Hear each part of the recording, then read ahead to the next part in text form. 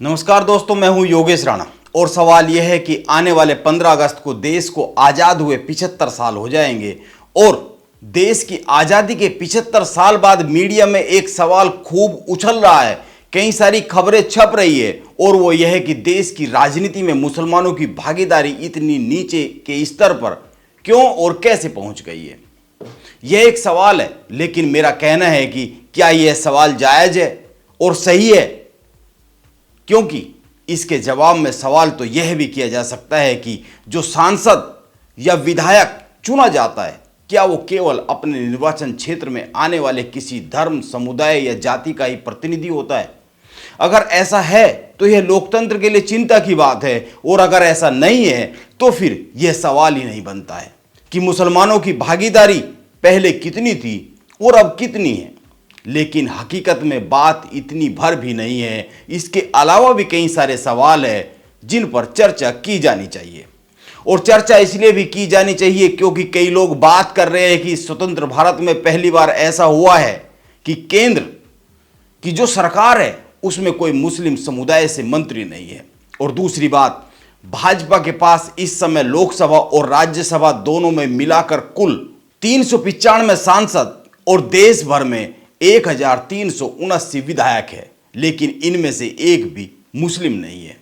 और यही कारण है कि पहली बार केंद्र सरकार और 16 प्रदेशों की सरकारों में एक भी मुस्लिम मंत्री नहीं है। इसलिए भी कई सारे सवाल उठ रहे हैं, लेकिन मेरा मानना है कि सवाल यह नहीं है कि राजनीति में मुसलमानों की भागीदारी क्यों घट रही है।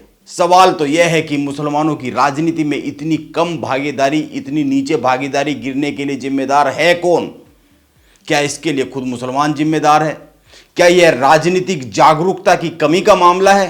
क्या यह कांग्रेस की उस राजनीति के कारण हो रहा है जिसके तहत उसने देश में लंबे समय तक राज किया? यह सवाल इसलिए किया जा रहा है क्योंकि देश में लंबे समय तक मुसलमानों ने कांग्रेस को वोट किया है। ध्यान रखिए, लोकतंत्र संख्या बल का खेल है और जागरूकता का भी एक इसमें महत्वपूर्ण योगदान है, क्योंकि देश में मुसलमान 15% के करीब है, यानी कि 20 करोड़ के आसपास, और इससे भी कम प्रतिशत में कई सारे अन्य समुदाय हैं।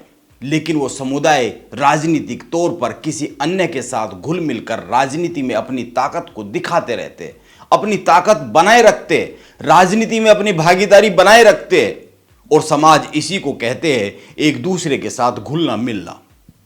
इसीलिए सवाल तो यह भी पैदा होता है कि क्या देश की आजादी 75 साल की हो गई है, लेकिन मुसलमान राजनीतिक तौर पर किसी अन्य के साथ घुल मिल नहीं पाते हैं, इसीलिए अलग थलग होते जा रहे हैं?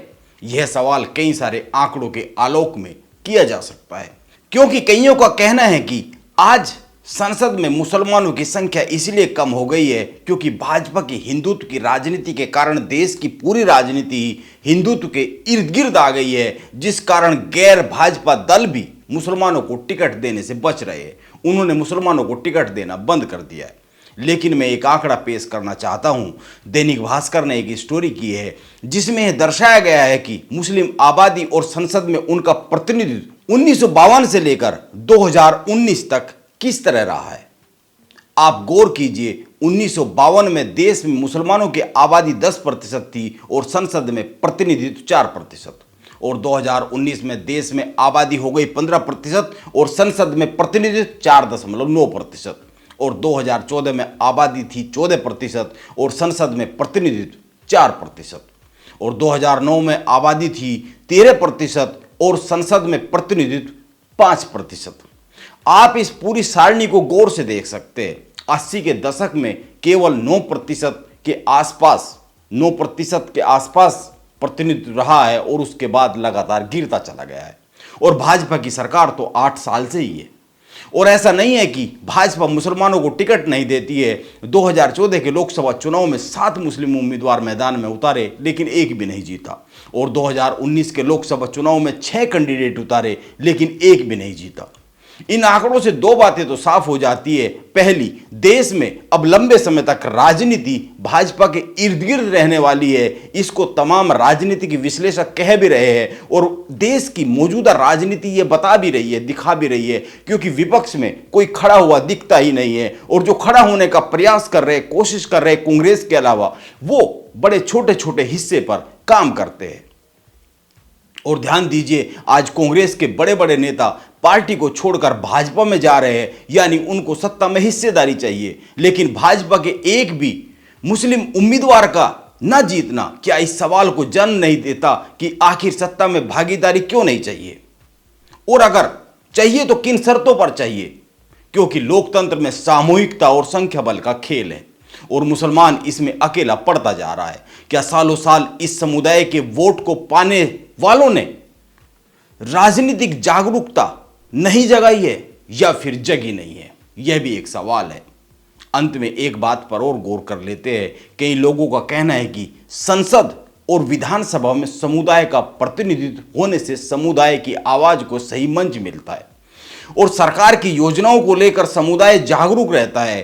किसी एक समुदाय की राजनीतिक तौर पर उपस्थिति बहुत जरूरी है और उसका हाशिए पर चले जाना सही नहीं है। इसे मैं काफी हद तक सही मानता हूं, लेकिन इसके बाद भी एक सवाल है और वो यह है कि आखिर मुसलमानों में राजनीतिक जागरूकता क्यों नहीं आई है? मुसलमान भाजपा को वोट नहीं करता है, लेकिन जिन पार्टियों को वोट करता रहा है उन पार्टियों ने मुसलमानों के उत्थान के लिए क्या किया है? आज भाजपा ने एक मुद्दा उठाया है और यह मुद्दा उठाया है पसमानदा मुसलमानों का। भाजपा मुसलमानों में पिछड़ों, अति पिछड़ों और दलितों की बात कर रही है और उनके उत्थान की बात कर रही है। कई लोग इसको राजनीति से जोड़ के देख रहे हैं, वोट बैंक से जोड़ के देख रहे हैं, लेकिन सवाल इतना भर नहीं है। मुसलमानों में कई सारी जातियां होती है, कई सारे समूह होते हैं। अगर यह मान भी लिया जाए कि भाजपा हिंदुओं की राजनीति करती है केवल, तो भी यह क्यों नहीं देखा जाता है कि भाजपा हिंदुओं में पिछड़ों और दलितों की राजनीति में भागीदारी के लिए तमाम प्रयोग कर रही है, तमाम कोशिश कर रही है। यानी कि हिंदुओं के जो पिछड़े और दलित समुदाय से आने वाले लोग हैं, उनके उत्थान के लिए, उनकी राजनीति में भागीदारी के लिए लगातार प्रयास हो रहे हैं। लेकिन यह सवाल क्यों नहीं किया जाता है कि दशकों तक मुसलमानों का वोट लेने वाली राजनीतिक पार्टियों ने मुसलमानों में पिछड़ों और दलितों के उत्थान और राजनीतिक चेतना के लिए क्या किया है? यह भी एक सवाल है जिस पर गौर किया जाना बहुत ही जरूरी है। नमस्कार, मैं हूं योगेश राणा, आप बने रहे मेरे साथ।